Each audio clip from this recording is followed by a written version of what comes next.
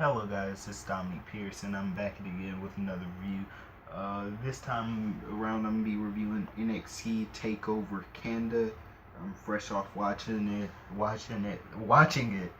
and overall I believe that it was just a really fun show, a nice change of pace from Raw or SmackDown, even though I really love SmackDown. So let's get into it. First match of the night was Ty Dillinger versus Bobby Roode. Bobby Roode had a special uh, entrance with the choir. It seems like it was just nice, but he was. I mean, he's the heel, so and the babyface didn't get a special entrance to pop the crowd. So I think NXT kind of knows what it is. In a sense, it's self-aware that the heels will get cheered, and everybody will get cheered basically, unless you're really really hated. So they just uh, said, okay, we're just gonna bring this guy out with the choir, which is I'm not really upset at, but it's just one thing that I noticed. I wish that they made this Ty Dillinger losing all the time gimmick, well, losing at NXT Takeover events gimmick, like a story, like to build up him actually getting a win. I wish that the announcers would build that, and like maybe not everybody would notice, but just for the fans that pay attention, maybe they will notice. Is what I'm hoping. Um, Overall, it was a three-star match. I liked it. I enjoyed it. Um, One thing that I do notice about NXT fans is they're real. They're really easy to please with good wrestling. Like a lot of the fans, any fans, like after you do a couple minutes of rest holds or whatever, they start getting bored. They die. But with the NXT crowd, there's always like a constant buzz going on, which really makes the show fun to watch. So I think a lot of NXT's appeal is their fan base. I mean, they have just the most amazing fans in wrestling right now, in my opinion. Um, it was one thing that I do want to nitpick about. I don't like Bobby Roode's finisher. I mean, I think it's really kind of backwards. Like the spine buster, a devastating move, and it can end matches. I mean, it's not like a bad move to end a match off of, but it's a finishing move. Like a spine buster is a move that can finish a match. Arn Anderson made a career finishing matches off spine busters. Uh, I mean, it's a good move that you could do a million different ways and it will always look great. And it's used to set up a DDT. Like, that's his finisher, like a DDT, the one move that everybody does. And he does an impaler type of DDT, which is cooler, but just let him use the spine buster as a finisher. I mean, no one's using it, and it's a really good looking move. So that was my one nitpick, and it just irritates me so much that he has a spine buster in his arsenal, and then it's used to set up like a DDT. Like, that's one thing that just upset me or annoyed me, I should say. Then we had TM62, I think it is TM21. I'm not sure what the name is. I don't know what it stands for. I think it's versus the Authors of Pain. That's what they're called.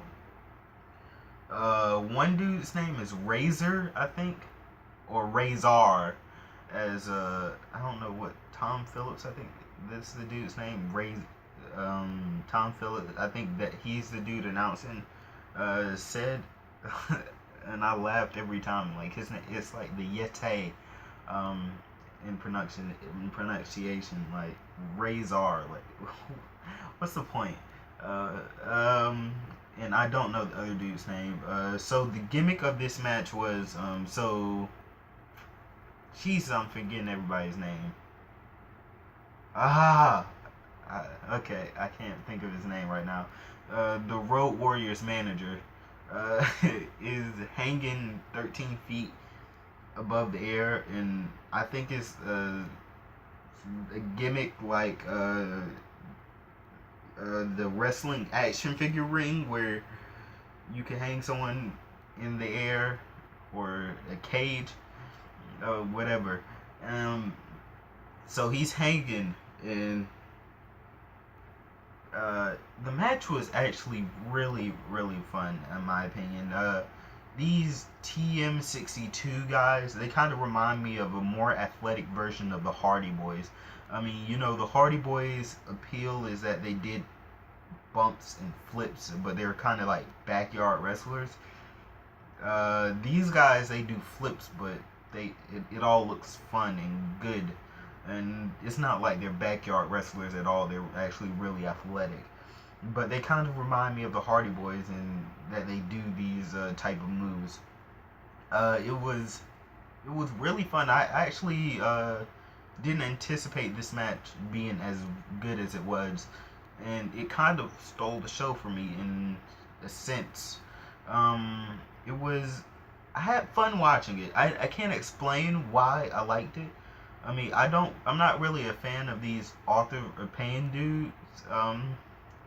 But you know, it was they kind of gelled together. I think they botched the ending.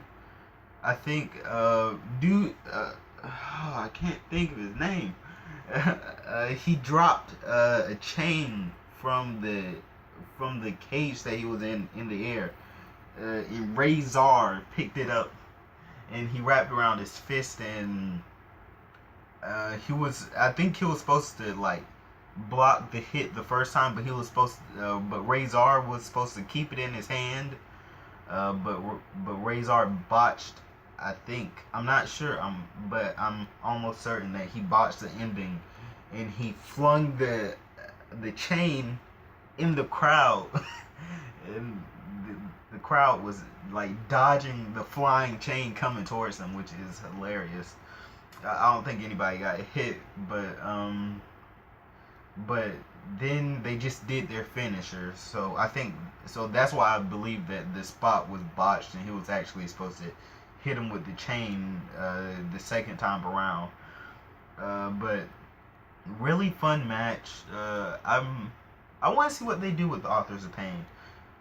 I think that this is a setup for them to beat DIY, which we'll go over. I think that was the next match actually. So they celebrated kind of with the Dusty Rhodes thing, and I think the gimmick with the Dusty Rhodes Classic trophy is that they will etch your name into the thing instead of giving you the trophy, which which is cool.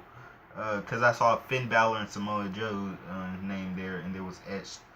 So yeah, that's cool, I guess.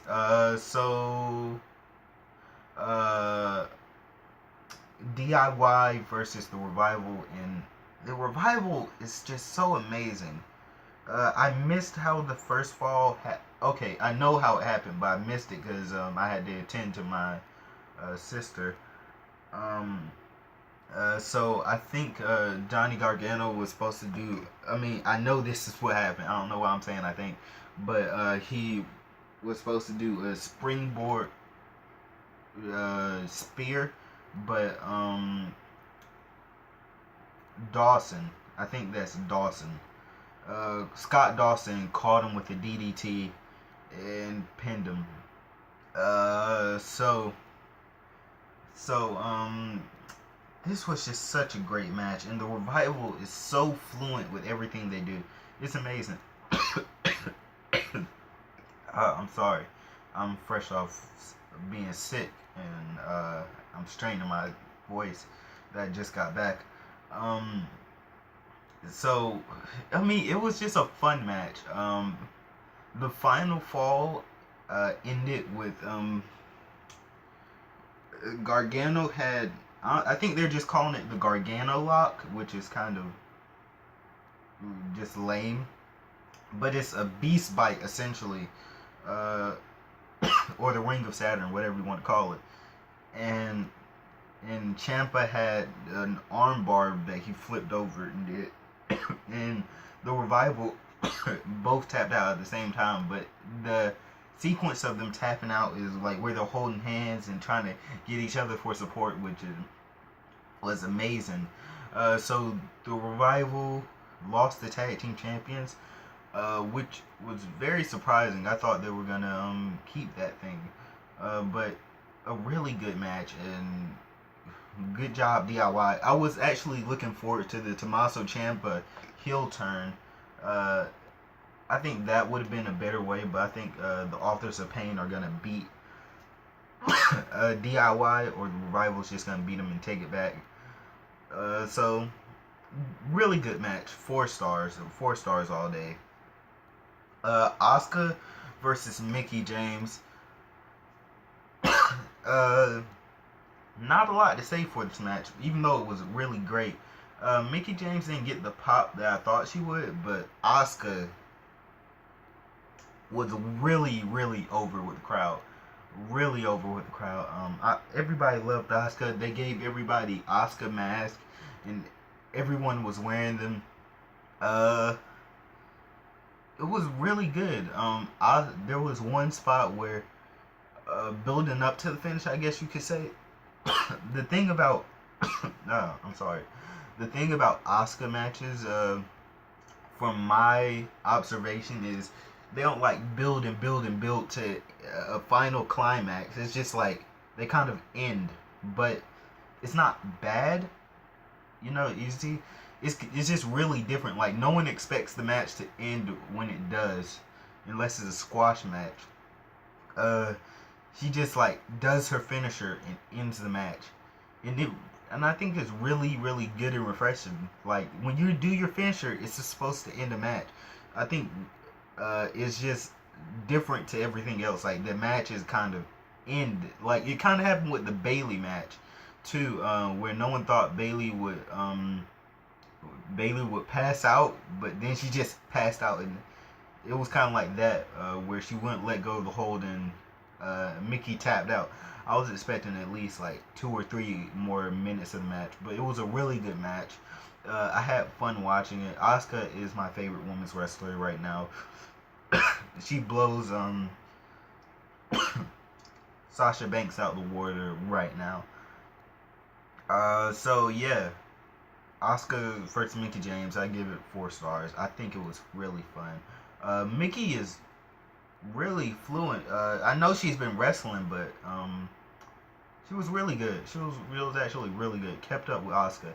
I really love the ending of this match where Mickie wanted to shake hands, but Asuka went on to just celebrating her with her title. Really good.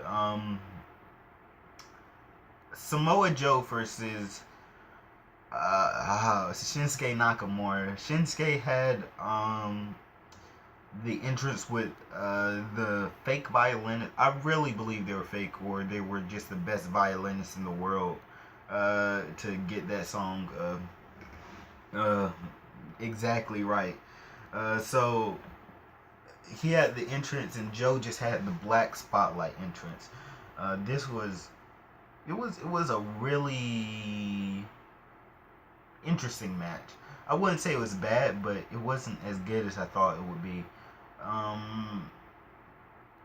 I like their first encounter better.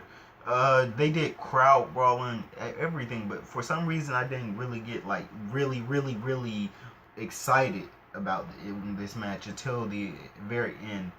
I love the ending actually. Samoa Joe low blowed Shinsuke Nakamura, and then did his Uranagi, I think it is, or Uranage. He did that on the steel steps, which hurt Shinsuke's neck and storyline, which is a great way to finish it. And he did his muscle buster, setting up for Joe Nakamura 3. Joe got a cut right here, and I thought they were going to do that thing that they did with Finn Balor, where they completely stopped the match, ruining the whole flow. But apparently they wisened up, or the ref ran out of gloves, or I don't know. But good win for Joe. It was shocking. Didn't expect Joe to win, or didn't expect Shinsuke to lose that quickly. But I'm really excited for Joe versus Nakamura 3. I give that match 3 and 3/4 stars. It wasn't a bad match. It was actually really good, but I wasn't jumping out of my seat for anything. Actually, that's a lie. Uh, the move that broke Joe's jaw, the the Shinsasa where he's sitting down. Joe just took that on the face, not even covering up. I mean, Joe is just the ultimate professional. Bye, guys. I would recommend watching this. I give this show 3 and 3/4 stars. Really fun show. Really a nice change of pace from seeing WWE. I would recommend it just for that. So bye, guys. Check the show out if you can.